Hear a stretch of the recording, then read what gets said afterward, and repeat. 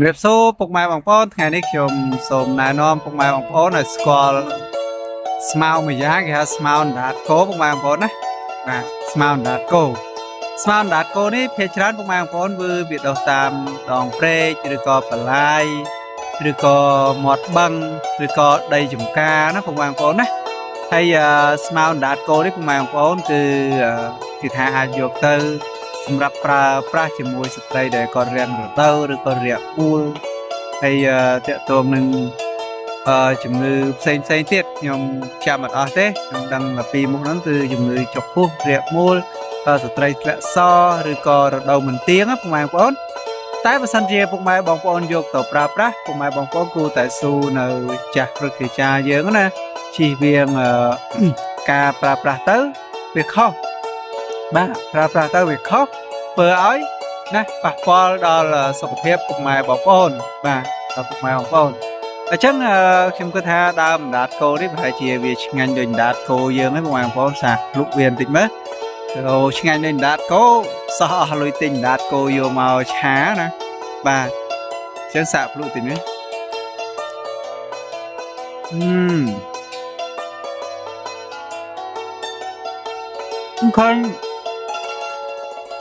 ឃើញស្លឹករបស់វានឹងខ្ចីតែដល់ពេលតាពីទៅបងប្អូនអើយរឹងហើយស៊ីវថ្មិញតែឆ្ងាញ់ម្យ៉ាងអាវិញเป็นមិនមែនអាវិញដូចស្ដៅអាវិញដូចបដូលពេជ្រអីទេយ៉ាងថាអាវិញអាចយើងហូបបានអាវិញឆ្ងាញ់ណាបាទថាយើងហូបលក់បានតាមចិត្តខ្ញុំថាអាចហូបលក់បានងាញ់មកហើយមែនទេវិញ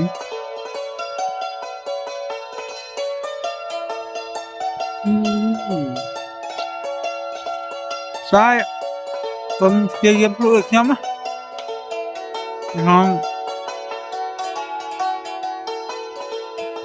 សាខ្ញុំព្រួយគឺខ្ញុំញ៉ាំខ្ញុំដើរភ្លុកវាខ្ញុំស្គាល់ច្បាស់ដែរណាបងប្អូនណ៎ញ៉ាំឆ្ងាញ់បងប្អូនឆ្ងាញ់ទីទៀតហ្នឹងខ្ញុំនឹងទៅថតដើមវាពុកម៉ែបងប្អូនបានមើលនេះពុកម៉ែបងប្អូនណាចាដើម្បីចង់ជែកពុកម៉ែបងប្អូនថានេះដើមវាអញ្ចឹងហើយមើលខ្ញុំថតជាក់ស្ដែងនៅកន្លែងនេះដោះតើវាមានរូបរាងបែបណាដែរពុកម៉ែបងប្អូនបាទចោះទៅទស្សនាទាំងអស់គ្នា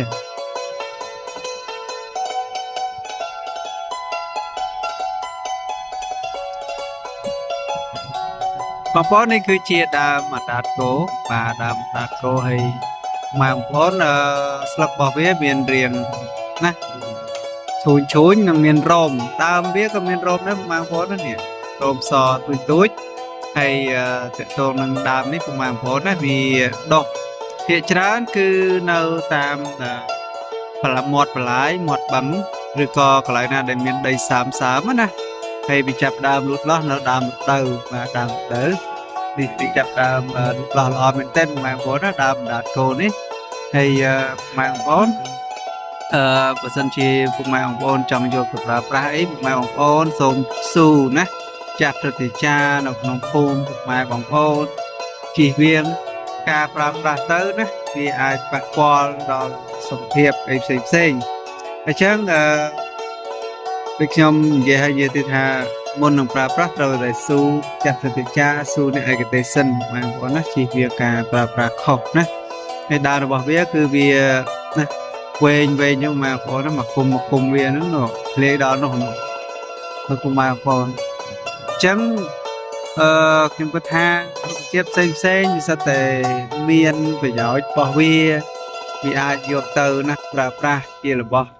ជាថ្នាំសុទ្ធឬក៏ជាបន្លែប្រៃផ្សេងអញ្ចឹងណាប៉ុន្តែមុននឹងប្រើប្រាស់ត្រូវតែស៊ូចាត់ព្រឹទ្ធាចារ្យនិងស៊ូអ្នកឯកទេសសុទ្ធសិនបងប្អូនណាពុកម៉ែបងប្អូនតើតួនឹងដើមដែលខ្ញុំថតឲ្យពុកម៉ែបងប្អូនមើលវាដូចនឹងដើមនេះហ៎ហើយពេលដែលខ្ញុំថតហ្នឹងគឺថតទៅវាមានបលាក់ដីបលាក់អីវាទៅតាមបណ្ដោយខ្នល់បណ្ដោយបន្លាយអញ្ចឹងគេជិះទៅកាត់ទៅដីមានអី chụp chân mình đó bằng vốn ơi thì ngành về chứ nè bà chém của mai bằng vốn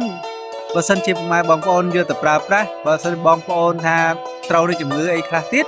cùng mai bằng vốn ai vô ai comment ở trong video nhằm bán á thì và sân chia cùng mai bằng vốn trong ban tu sửa video mấy cùng mai bằng vốn truy follow page và subscribe trong YouTube channel không phóng về từ bàn video mấy mà con chú mọt chú mọt mà còn sầm rạp nhóm ngay nhá bong vốn á ta sầm rạp cũng máy bong vốn ham lúc đôi nhom nè muốn lúc su chặt thì cha su là nhảy cái tay hàng ở sốt bờ rán á ngoài vốn á chỉ viên ca hộp tao không đặt quá là sọc tiền bỏ dơm chẳng khả bên ấy cũng mai bong vốnคือcần điên TV សូមអរគុណពុកម៉ែបងប្អូនសូមអរគុណសូមជម្រាបលា